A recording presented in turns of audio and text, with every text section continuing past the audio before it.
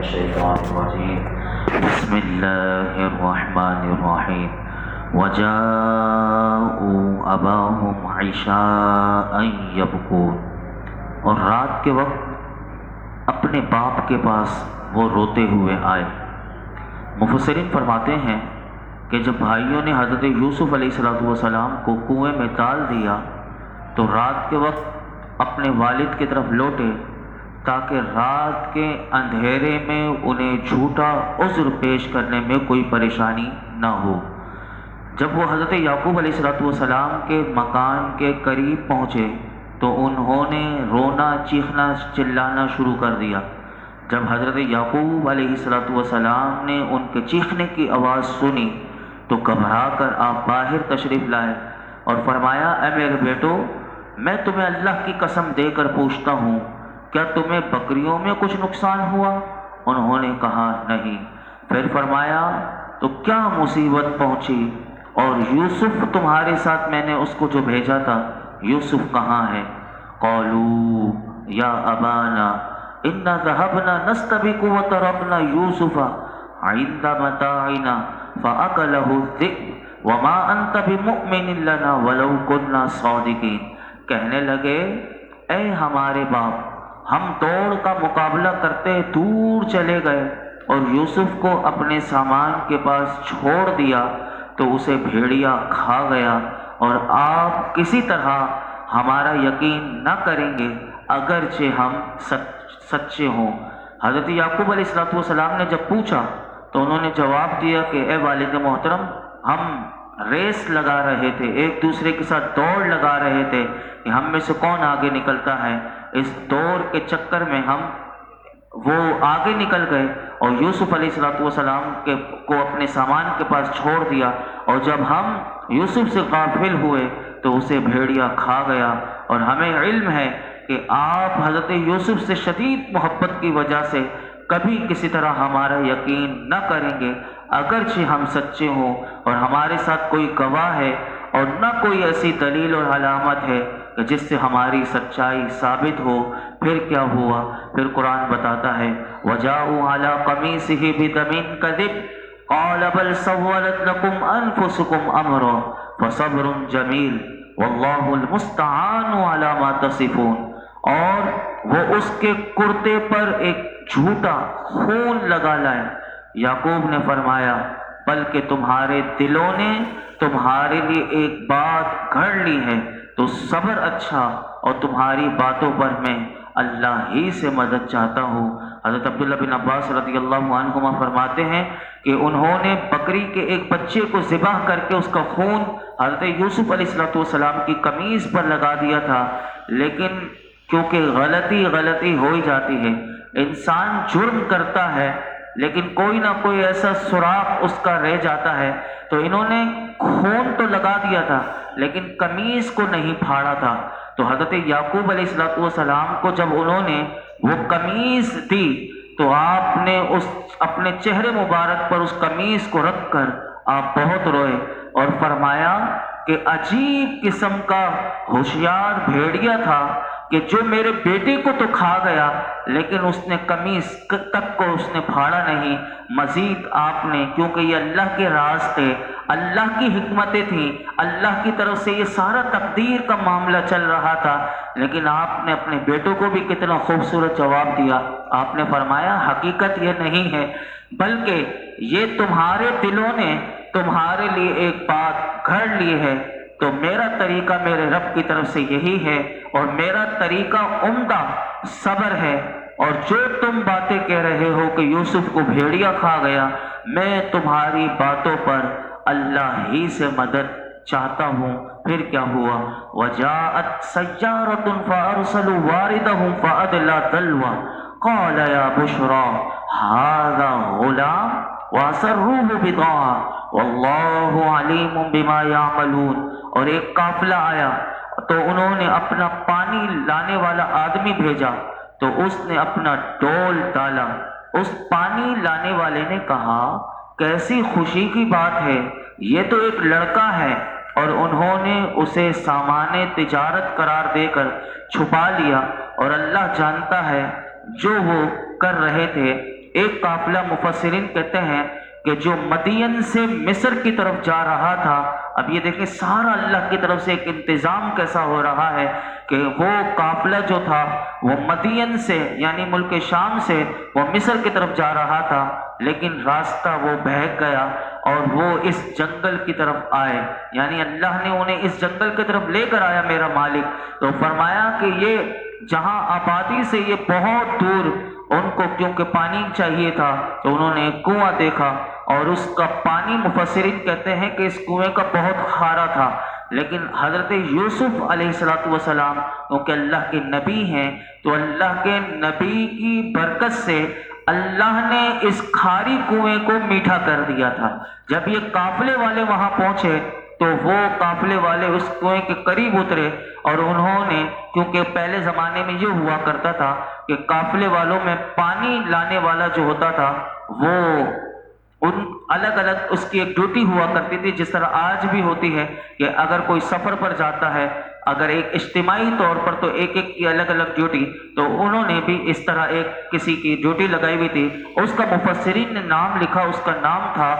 مالک بن زخر خزاعی اس کا نام تھا، اور یہ شخص مدین کا رہنے والا تھا۔ اور جب یہ کنویں پر پہنچا تو اس نے اپنا ڈول پانی نکالنے کے لیے ڈالا تو حضرت یوسف علیہ السلام نے وہ ڈول پکڑ لیا اور اس میں لٹک گئے، تو اس نے وہ ڈول جب کھینچا تو وہ سمجھا پانی ہے، لیکن جب آپ باہر تشریف لائے تو کیونکہ حضرت یوسف علیہ السلام کو اللہ رب العالمین نے حسن و جمال بھی بے کمال عطا فرمایا تھا، تو اس نے جب آپ کا حسن دیکھا تو وہ نہایت خوشی سے آ کر اپنے ساتھیوں کو اس نے خوشخبری دی کہ کیسی خوشی کی بات ہے کہ ایک بڑا حسین لڑکا ہے مالک بن زار، اور اس کے ساتھیوں نے کہا کہ اسے ہم سامان تجارت قرار دے کر اس کو چھپا لیتے ہیں تاکہ کوئی اس میں شرکت کا دعویٰ نہ کرے، یہ ہمارا ہے۔ حضرت یوسف علیہ السلام کے بھائی جانتے تھے کہ یہ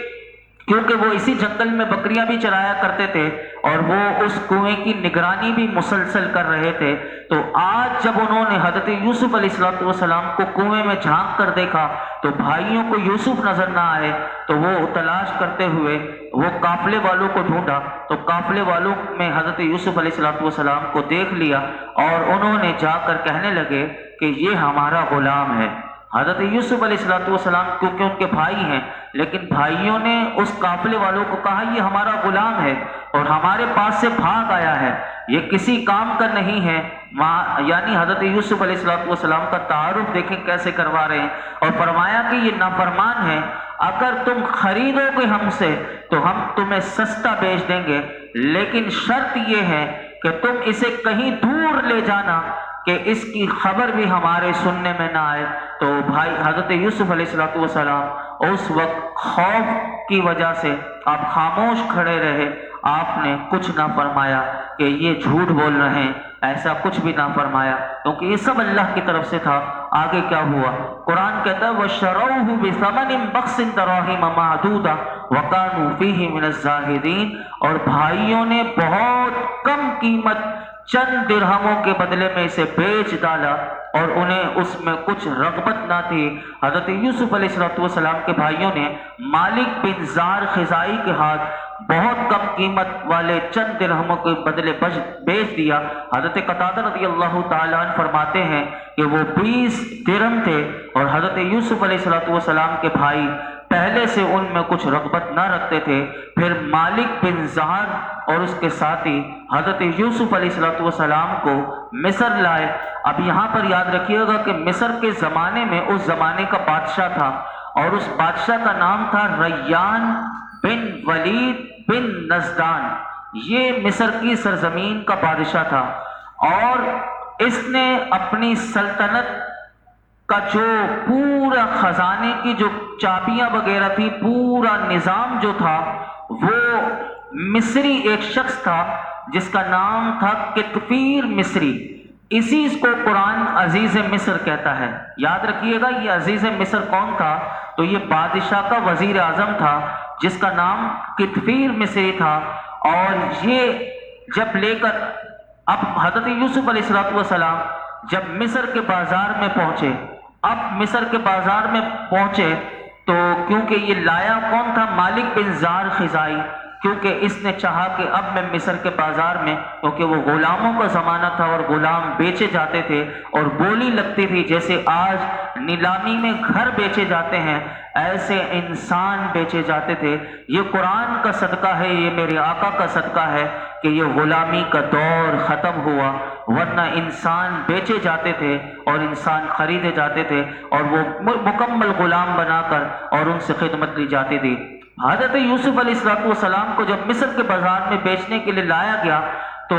کیونکہ آپ تھے ہی اتنے حسین کہ ہر شخص جو آپ کو دیکھتا تھا اس ہر ایک کے دل میں آپ کو خریدنے کی طلب پیدا ہوئی، یہاں تک کہ قیمت بڑھانا شروع کی گئی، اور قیمت جو آپ کی لگی، بھائیوں نے تو 20 درہم میں بیچ دیا، لیکن جب مصر کے بازار میں پہنچے تو مفسرین نے لکھا کہ جتنا آپ کا وزن تھا، اتنا سونا، اتنا ہی چاندی، اتنا ہی مشک، اتنا ہی ریشم، یعنی اس کے برابر آپ کی قیمت مقرر ہوئی۔ اور یہ جو اتنی قیمت، جو سونا، چاندی، ریشم اور مشک جو تھا، وہ عزیز مصر، کیونکہ یہ بادشاہ کا، وزیر اعظم کا اور سب خزانوں کی چابیاں بھی اس کے پاس تھی، اس شخص نے خود خریدا اور یہ شخص اپنے گھر لے کر آیا اور دوسرے خریدار اس وقت خاموش ہو گئے۔ اب عزیز مصر نے جب آپ کو خرید لیا، اب دیکھیے اللہ رب العالمین کیسا انتظام کرتا ہے کہ مصر کی سرزمین پر بھی پہنچا دیا، اور کس کے ہاتھ میں آئے، کس نے خریدا؟ اب وہ شخص بھی بڑا رحم دل تھا، اب اس نے کیا کہا آگے جب یہ اپنے گھر میں لے کر آیا اور خرید کر، تو قرآن کیا بتاتا ہے؟ وَقَالَ الَّذِي اشْتَرَاهُ مِن مِّصْرَ لِامْرَأَتِهِ أَكْرِمِي مَثْوَاهُ عَسَىٰ أَن يَنفَعَنَا أَوْ نَتَّخِذَهُ وَلَدًا وَكَذَٰلِكَ مَكَّنَّا لِيُوسُفَ فِي الْأَرْضِ وَلِنُعَلِّمَهُ مِن تَأْوِيلِ الْأَحَادِيثِ وَاللَّهُ غَالِبٌ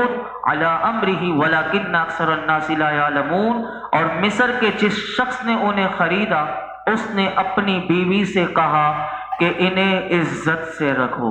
بھائیوں نے عزت نہ دی، لیکن اللہ رب العالمین کیسے عزتیں عطا کرتا ہے۔ ابھی تو آغاز ہوا ہے اور اللہ نے کہا تھا کہ اے یوسف میں تمہیں وہاں تک تمہیں بلند مقام عطا کروں گا۔ قرآن بتاتا ہے کہ عزیز مصر نے اپنی بیوی سے کہا کہ انہیں عزت سے رکھو، شاید ان سے ہمیں نفع پہنچے